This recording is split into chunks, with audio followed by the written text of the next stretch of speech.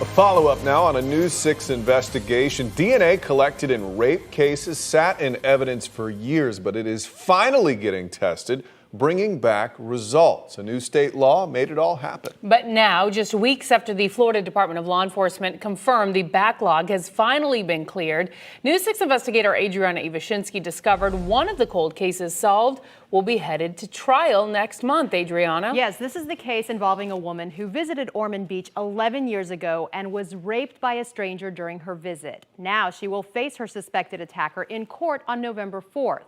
And Volusia County Sheriff Mike Chitwood says a DNA hit finally linked him to the crime, and that DNA is what is finally turning the tables on criminals and empowering victims. You're taking a serial predator off the street, and that's what the important thing is here. Volusia County Sheriff Mike Chitwood says it was DNA and DNA alone that led to the arrest of 42-year-old Adam Gregory Schumann back in January of 2018.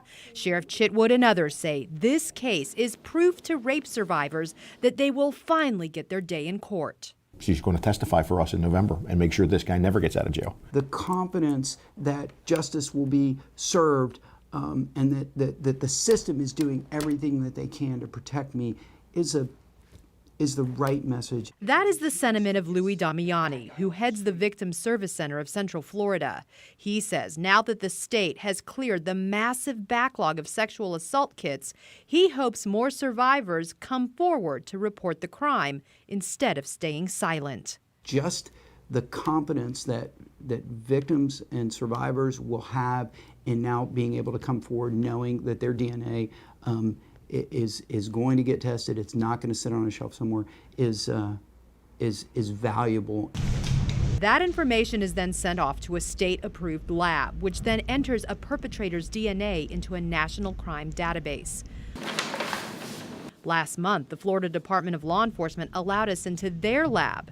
The agency confirms it tested more than 8,000 DNA samples collected from untested rape kits from across Florida, and it led to more than 1,800 hits. If this matches other sexual assaults or homicide or a burglary or any other crime, now you know what you have. Sheriff Chitwood says timely testing of an unknown rapist's DNA is crucial. That's why he instituted a 5-day turnaround in his department. Because the unknown rapist, that's the serial rapist, that's the serial murderer, that's the serial sex offender. And his message to suspects out there who may not know if their DNA is in the database? It's only a matter of time before there's a knock at the door, and it's going to be law enforcement. You can run, but you can never hide from this. You can't hide from your DNA. You can't hide from your DNA.